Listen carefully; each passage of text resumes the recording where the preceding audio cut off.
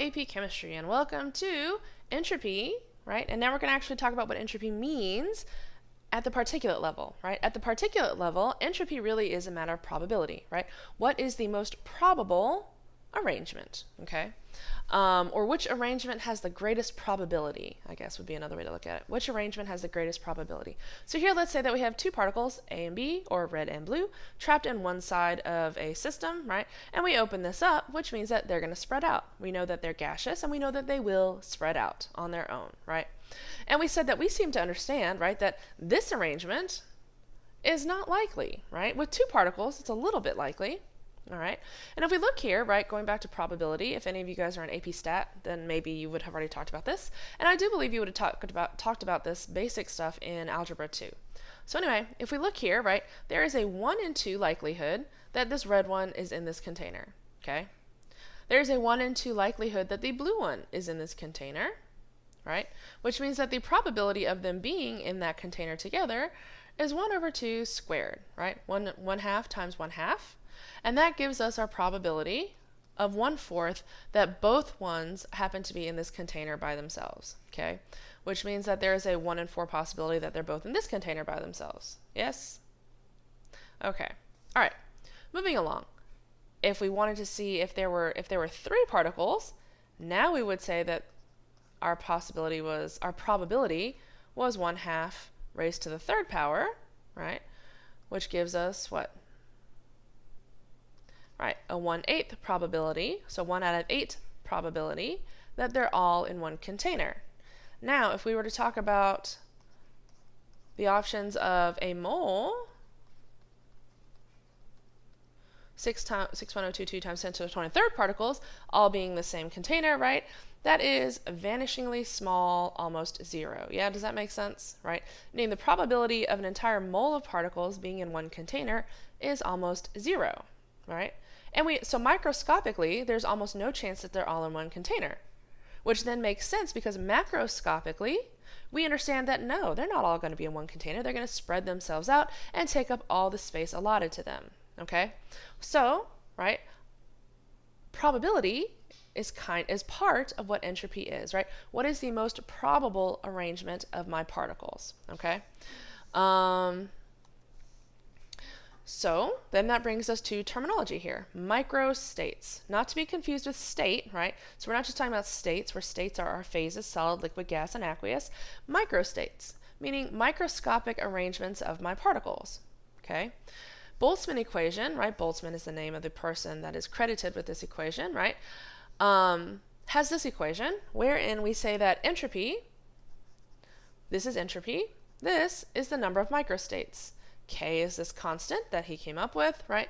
Which says that obviously as the number of microstates increases, our entropy increases. Meaning if there are more ways microscopically for my particles to be arranged, then my particles have more entropy, okay? Which by therefore means that more entropy means more microstates, more possible arrangements for my particle, okay? And this, key takeaway, more microstates, more entropy. Okay, so let's go ahead and add some better ways to describe entropy, because obviously we're not going to sit around and calculate probabilities for all sorts of things, and some things don't have probabilities in terms of how to describe them, right? So one of the easiest ways to describe microstates is via motion. What kind of motion can my molecule or particle do? Okay, so we have translational motion. This is the easiest one to discuss. Translational motion is the physical movement of my particle. So from point A to some other point, right? From here over here. So it is the physical movement of a particle across space. Okay? Rotational motion, like it indicates here, right, means about a fixed axis, my molecule or particle is able to rotate about that fixed axis. Okay? Vibrational motion is unique that it only applies to molecules, okay? Because it has to do with bonds, right? It is the movement that has to do with bonds, which is why atoms cannot have vibrational motion, okay? So here, if we look here, one kind of vibrational motion, right, is the shortening and lengthening of these bonds, right? It is the squeezing and the expanding of that bond angle, which we talked a little bit about last year, and we'll talk a lot more about this year. And over here, right, it also refers to the, again, the back and forth motion, right? And again, this can only happen if we have bonds, which means that this kind of motion does not apply to atoms, okay? All right, so microstates, one kind of microstate has to do with just motion. Now, phases go hand in hand with our microstates also, but they also go hand in hand with what we just talked about for motion, right? Increasing entropy as we go from solid to liquid to gas, which should make sense, right? Gas has far more microstates because we have translational motion, right? As in my particles can literally move across the space allotted to them, right? Translational motion, obviously they can vibrate because anything that has bonds can vibrate, and it can rotate because they are free in space, okay? If we go to liquid water, there is some translational motion, not as much as with a gas, but they also can vibrate and they can rotate. If we look here, we have a rigid crystalline structure. We can vibrate only, yes, because the whole point of a solid is that one particle is fixed in relation to its neighbor, which means that we only get this kind of motion, right? The motion that happens, in their chemical bonds, all right? The kind of motion that happens in the chemical bonds themselves, okay? So very, very important stuff. So what that means is the less ordered my phase, the greater my entropy, okay? Next up, this is a graphical representation of the last figure, wherein here we have temperature, here we have entropy. As we increase temperature, what do we notice happens to my phase? Ding, ding, ding, right, we go from solid, liquid to gas, meaning that these right here obviously represent what? Right, this is our melting point, and this is our boiling point, right? And why do we see this?